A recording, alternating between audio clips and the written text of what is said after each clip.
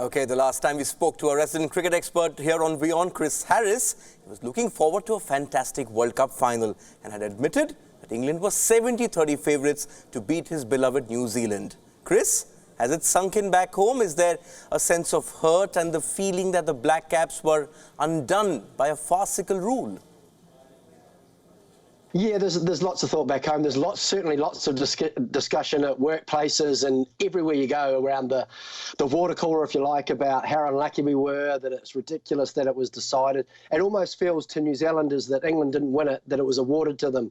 I mean, I can't think of any other such tournament that's so big, a World Cup that's decided by, to me, a little bit of a bizarre rule. Look, I know it was in place, and I guess it's in place because no one expects it to get there. But when you've got two teams play 50 overs and then they play another super over and you still can't get a result. For me, I think it's got to be decided, and not just because it was New Zealand. I would much rather have seen another super over and England won that and then they won it fair and square.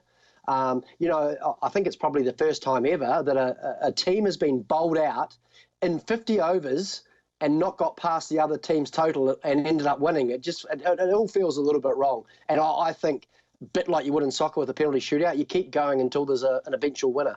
And that's very much the feeling back home, that perhaps, you know, they have to look at the rules and not necessarily change them, because there was a few things that happened in the game, but definitely I think that you just keep doing super overs until you get a winner.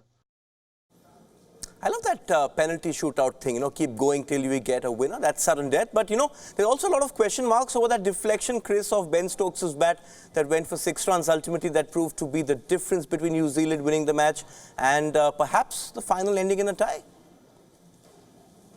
Oh, look, it is hard to take, but look, that's part of the game, and these things happen.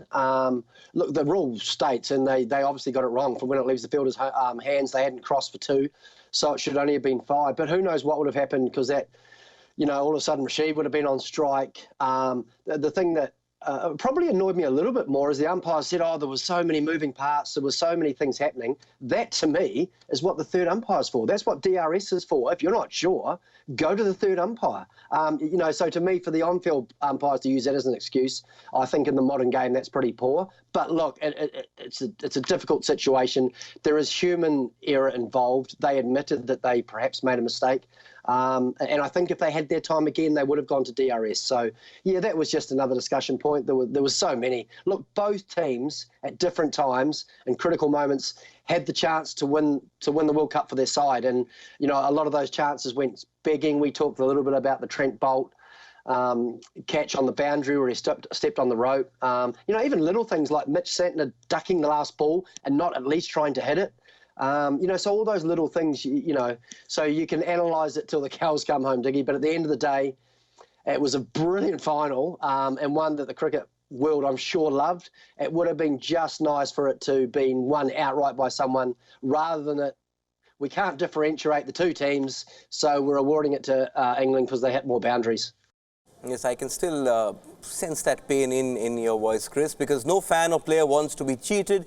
Is it high time the ICC starts revisiting some of the rules in place? You know, yes, they have the super over. It is something that adds to the drama in case of a tie. But, you know, that one question which people have been asking, should boundaries scored be the tiebreak to win the tiebreak? If you were to offer something, what would your solution be? In all honesty, in such an event like this, and look, whenever it's a world tournament, it's a massive event. You want an outright winner. So I have no problem with the super over. I would just think, right, it's tied again. Sorry, gentlemen, let's have another super over. And you can't imagine you're going to have too many super overs before you get a, you know, I would have think one more would have decided it one way or the other. Yeah, I mean, you know, a one-over game, there's going to be a result. And it may have taken one more, possibly 2 more. But it adds to the drama. It adds to the excitement. And as I said, you get an outright winner. And I think if New Zealand hadn't been good enough to win that second super over, then so be it. I just think everyone here, it doesn't feel cheated, but just feels like, you know, going forward, whether it's New Zealand in the final or someone else, that there should be an outright winner. And I'm sure after this, that the ICC will make a decision like that. And I'll be absolutely amazed if they don't. Now, just looking at some pictures, even as you were speaking, Chris, and how do New Zealand pick themselves up from this? Kane Williamson put up a brave face after the final, but a lot of players absolutely devastated. To be honest, regardless of what they do, this is going to take an extremely long time for a lot of these players to get over it, and some of them will never get over it. But that doesn't mean you can't move on. I think you learn from the experience. There is no bigger stage in sport, let alone cricket, the World Cup final. I mean, it's boys' own stuff. So learn from the experiences, learn from little things that you could have done in the game that may have made the difference. You know, also coming from a coaching background, we talk about little one percenters, the little one percenters that can make a difference. No better game to highlight that, Diggy, than the World Cup final. You know, one extra run, one brilliant save, one dive on the boundary when you thought, oh, I'm probably not going to get it. You know, you just never know. And that just shows how important it is that every run is crucial. So it'll take the players a very long time, the New Zealand players, to get over this. But as I said, some of them won't get over it, but you just need to learn from it, move on, and become a better player because of this experience. And a lot will. Okay, let's now focus on the team of the tournament, Chris. The ICC has put it out. Your initial thoughts? Because some feel that once again, the ICC seem to have got it wrong again. Well, to be fair, it was not just the ICC. I think it was Ian Bishop, Ian Smith, Misha Gua, and I think there was a couple of others. Look, the teams of the tournament are always subjective. I wouldn't have picked that particular team. There would have been a couple of different changes for me.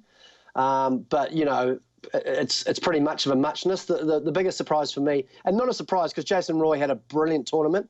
Rohit Sharma, hands above, deserves obviously his opening spot. And the other one, who was only one run behind him, David Warner from Australia, you know, he's a left-hander, so that's a lovely left-hand, right-hand combination, and he scored 647 runs. I think it was a little bit harsh that he got left out. So I would possibly look at that as a change. So Roy opening with Rohit Sharma. I think Kane Williamson deserved his place at 3, and I think he gets to captain the side because he had a great tournament with bat and with his captaincy.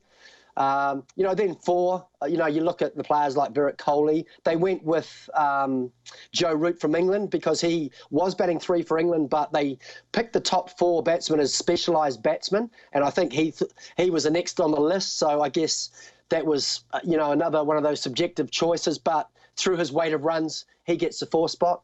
And then well-deserved, the Bangladeshian Shakib Al Hassan deserves it. Number 5 as an all-rounder, 606 runs he scored. Also, he took 11 wickets. So, look, he definitely deserves his spot at 5. And then you go to Ben Stokes. Well, he had such a big role to play in the World Cup final, didn't he? He bowled some overs and his fielding is outstanding, so he deserves 6. And then 7 was possibly the other position that I think should be up for debate. Alex Carey, through his rate of runs, 375 and 20 dismissals. I think I would love to think that selection panel would have had Josh Buttler in there as well.